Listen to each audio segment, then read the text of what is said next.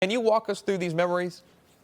Well, I spent 23 years in the SEALs and was honored to be with the finest fighting force, I think, in the history of the country, to include our friends over at Delta Force and obviously SEAL Team 6 and the Tier 1 guys. It's an incredible honor to serve, but also understand the sacrifice. It's not just the members, it's their families.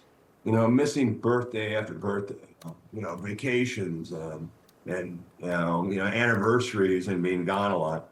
As a former SEAL, 220 days out of the year was not unusual for special forces. Well, a lot of sacrifice, but in return, you get to serve. And service is just that. It's not a sacrifice, it's an honor to serve our country. And I guarantee people listening at home, we have the finest military in the history of this planet.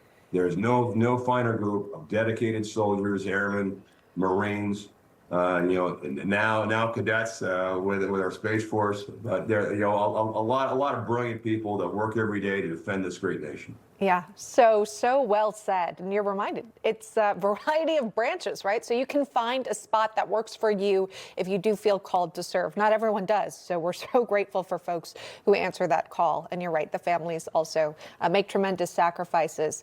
I wanted to also ask you, sir, about not only the president's role in reopening the government here. Obviously, he encouraged lawmakers to get back to Washington and do so. But it was met with so much pushback by Democrats. And it seemed to be those really left of center in the party who didn't want to see the government reopen. And now Chuck Schumer is facing some backlash for how he's handled this all as minority leader in the Senate, although, of course, he voted against reopening the government. But here's some reaction we've gathered. We'll get your thoughts on this. He's no longer capable of running this caucus. He's no longer capable of leading the Democratic Party. I am a I am an establishment Democrat, and I'm here to say that Bernie Sanders is much more in line with where I and many other Senate Democrats are today than Chuck Schumer is. I think Chuck Schumer, his days are over. In other countries, when a leader fails, they step down immediately, whether it's an election or something like Brexit. The next day, they'll step down being like, you know what? You trusted me. I tried. I failed. Goodbye. Only in this country are we saddled with people who lose over and over again. What do we stand for? So he needs to be replaced and step down. As a Republican lawmaker, what's it like to hear that? Well, it's interesting that on 2 points. One is that Chuck Schumer did bring the Democrats down to a dead-end alley. There was no way out of it that actually had any gain. And secondly, the comments are true, is they view Bernie Sanders to be more in line with the new Democratic Party. They view the new mayor of New York to be in line with this new Democratic Party that has emerged, that is progressive, socialist, tempting communism. You look at where the Democratic Party has gone, is they're now a leftist organization. And it's too bad, as a veteran, I enjoy, and as a politician, an opposition that is viable.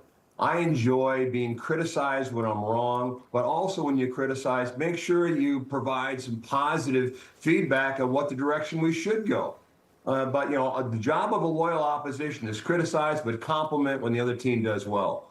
With the progressive side of the Democrat, look, we're in Veterans Day. What did we fight for? We fought for freedom. We fought for the Constitution. What are they fighting for? Are they fighting for the right for men to participate in women's sports, for transgender mutilation of children? Are you fighting for what? And this is the problem. The progressive wing of Democratic Party they're not in line with America. America still is red, white, and blue. We want to make sure our government functions. We want to make sure we're proud of our country, all the great things we've done. But I believe that Chuck Schumer's time has gone, as Nancy Pelosi, who is, I've met with her many, many times. I tell you, she was a formidable force on the Democratic side, and she was tough. She came up from a background that was tough, and she was tough in negotiation. Schumer, I'm not sure it has the same principles, but I do think it's time for Schumer to step aside. I'm hoping that the Democratic Party, someone that comes in, is reasonable and not as fanning from the far left. Information. Truth is freedom. Is Newsmax. It's real news for real people.